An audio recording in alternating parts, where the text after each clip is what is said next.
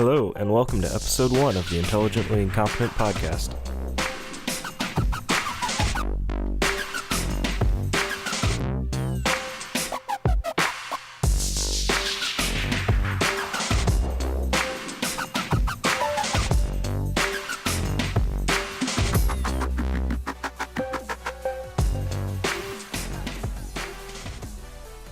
Alright, this is it.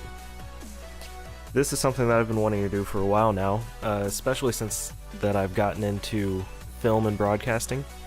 It was a class that I started taking my junior year of high school, where I got to be exposed to professional equipment such as Final Cut, After Effects, Premiere, and my high school even had a film studio that was set up entirely with news desk, light board, lights, teleprompters, cameras, the whole 9 yards. This was something that's been very intriguing to me ever since I took this class, and I kind of wish that I would have been able to have taken it sooner. However, due to requirements with foreign languages and humanities, I wasn't quite able to squeeze it in there. But I'm glad that I did. This podcast is something that I've been really looking forward to ever since that I found out how cheap the equipment actually is, at least for a starting setup. Now, to get started with this here today, I've spent about $250. About $100 of that went straight into the microphone alone. Currently, this is being recorded on an Audio-Technica AT2020 cardioid condenser microphone, and I'm amazed with it.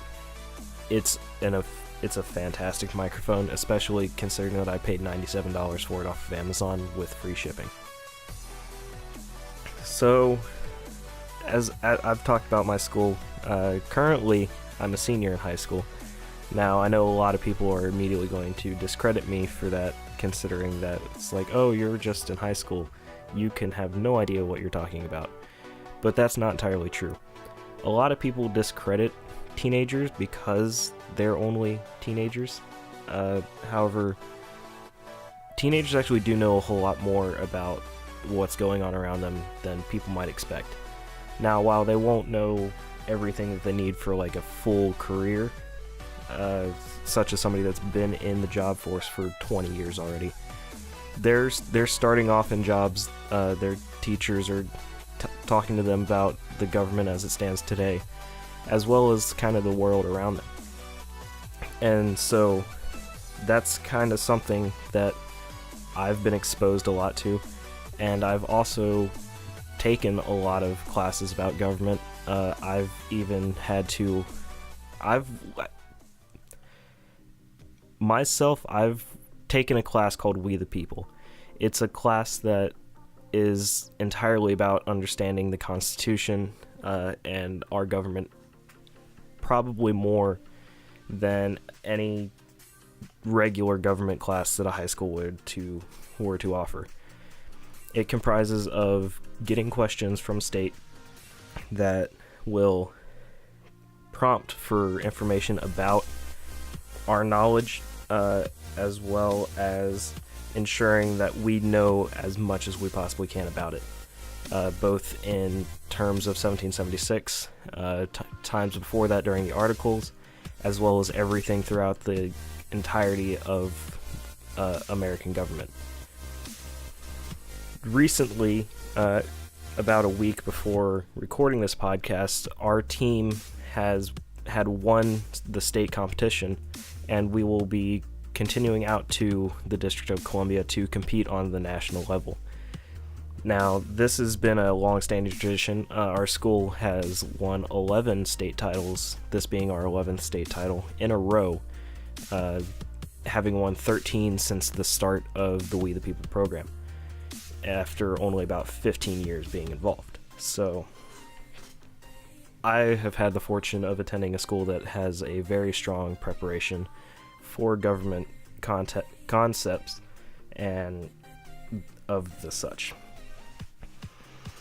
As well as this, I've taken a couple AP classes, which one of them being during my junior year, being college level courses such as calculus. and that's also something else that's really amazing for a high school level. Now, for the next episode that I have planned would be talking about resumes and achievements that wouldn't necessarily be looked upon at the time as outstanding, but really is something that is absolutely a miracle on the high school level. Now, for my goals out of this, it's kind of just something that I've been wanting to do. It's not necessarily for entertainment, even though entertainment is what I hope to attain out of this, providing to the listeners.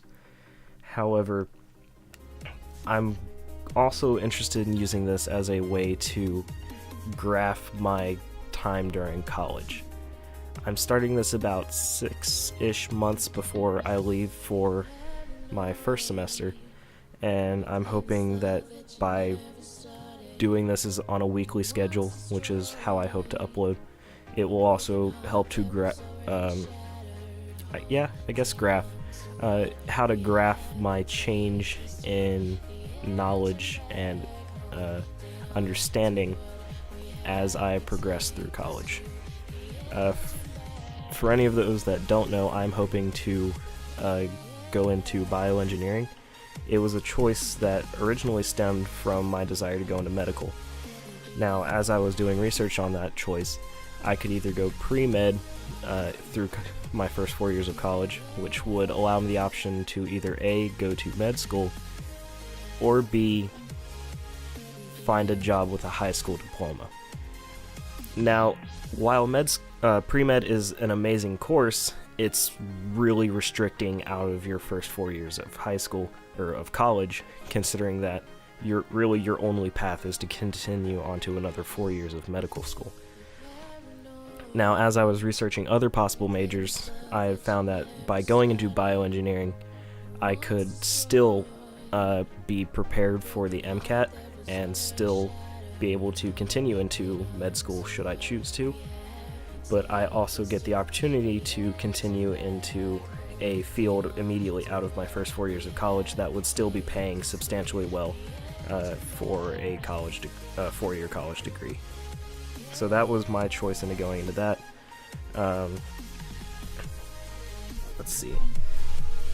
My experiences itself has, for leading up to here, it includes things such as teaching leadership, educating other educators, and more. However, that's something more to be discussed in the next episode, again on resumes and other interesting, substantial that don't feel substantial kind of events. However, I've now on the maturity level of people that are deemed as teenagers and are more often looked down upon by those around us, would include such things like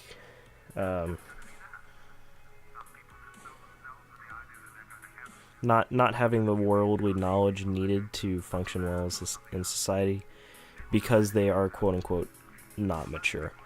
Now, that is something that I've seen around me through my classmates and other things, and I would agree with them that I would not trust a lot of my classmates in being substantial contributors to society.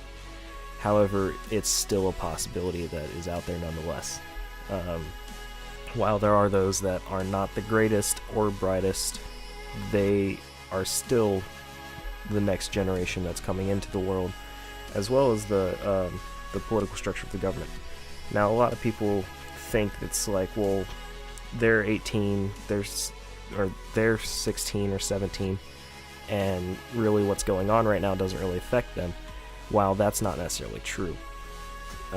Whenever it comes to things passed through the government or society and changes such as that, the fact is that it doesn't actually really affect people that are older, being upwards of 50 or 60, seeing as by the time that the changes really get full into effect, they're going to be kind of nearing the end where society itself won't be affecting them, while the youth of today are going to be right in the midst of it. And that's something that is important, and that's why youth today really do need to know more about what's going on around them and to keep a positive impact on to their government. Now back to maturity, as I've kind of gotten distracted from. I've been told from even a very young age. I remember distinctly from my aunt whenever I was 4 that she was about 30 at the time. She said that she really enjoyed talking to me because I'm on a much greater maturity level than other people of my age, speaking on almost double my age, being 8 or 9 or even 10, almost up into like middle school level of knowledge base for a 4-year-old. So that was something that I was very proud of, and I actually haven't forgotten, even though I don't think about it very often either. So I definitely think that I'm more mature than people that would say that I'm not, seeing at just by looking at my age.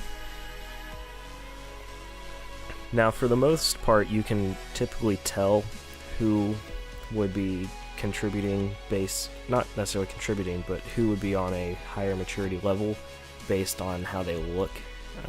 However, that's also not always the case.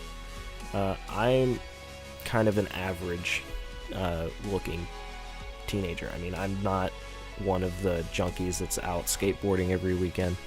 Not necessarily that they're bad. I mean, I have a lot of good friends that enjoy skateboarding every once in a while. However, like the stereotypical backwards flat bill hat, tank top, just rapscallion that's usually associated with it. I do not look anything like them. However, I'm also not one of the students that looks super extremely nerdy. So I would consider it very difficult to judge me just by looking off of me. So that's kind of a background on me, being about 12 minutes into it. So to move on to my next point, I kind of want to talk about something that would be helpful for those that would be out driving around today.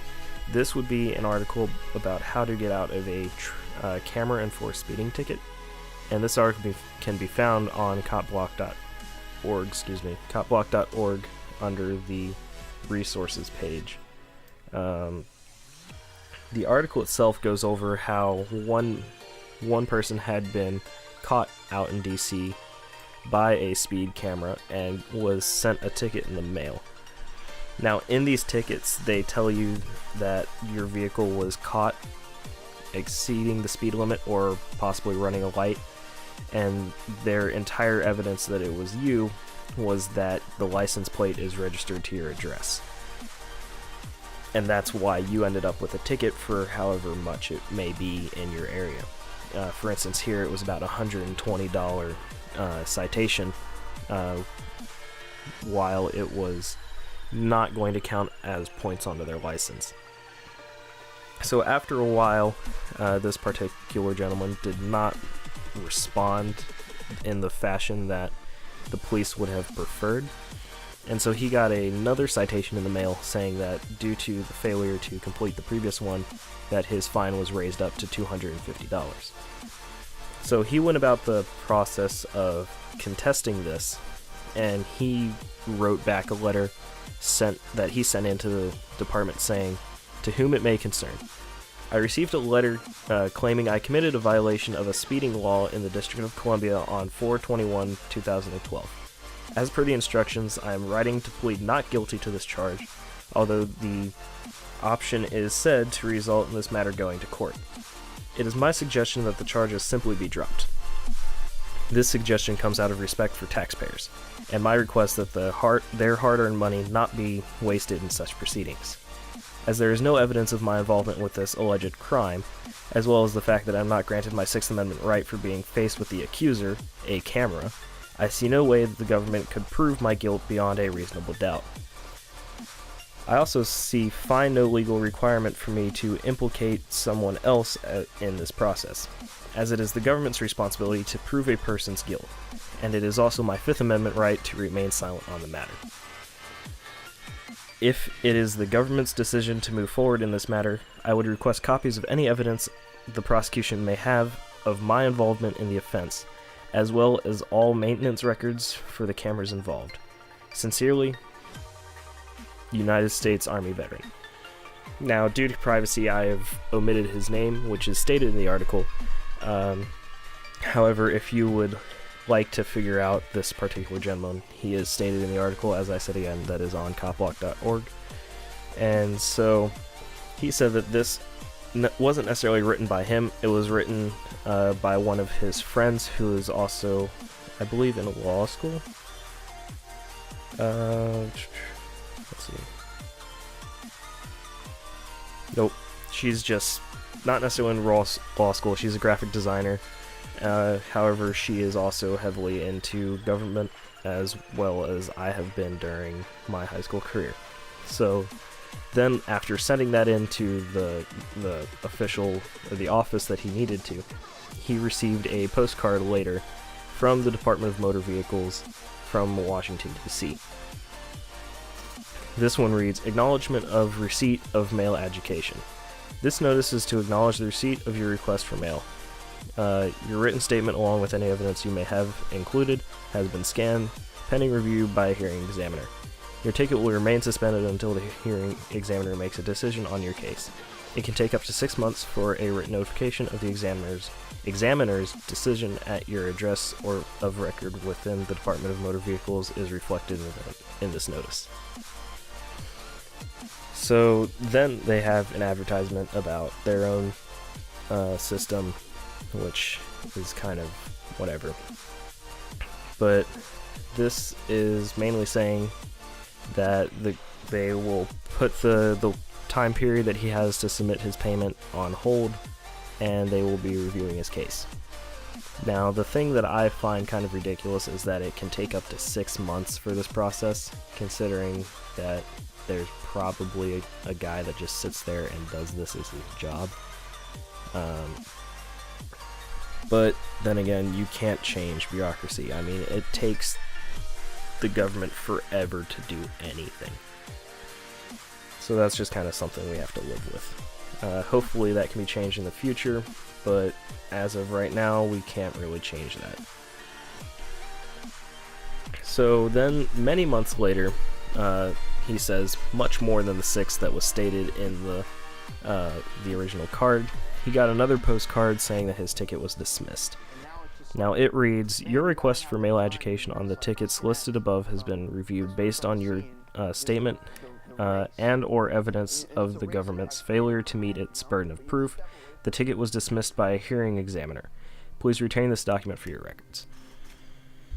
So as for that pretty much shows that traffic camera tickets are not something that anybody really should ever have to pay. A traffic ticket enforced by a camera does not help. It does not go along the lines of what policing should be under the government.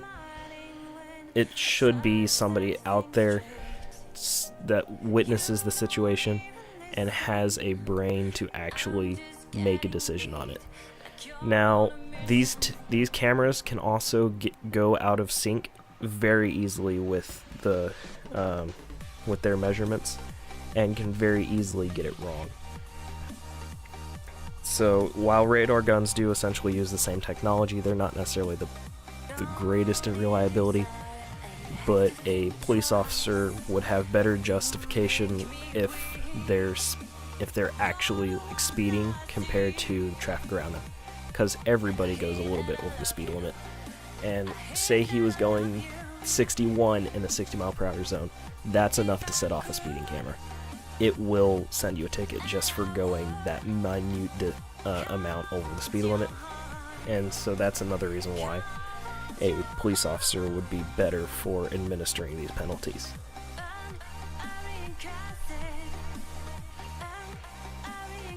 So that's pretty much all there is for this episode. Talking about who I am, why I want to do this, and everything about that, as well as giving some advice so that way this isn't an entirely useless and pointless episode. So, I hope you all enjoyed, and have a nice day.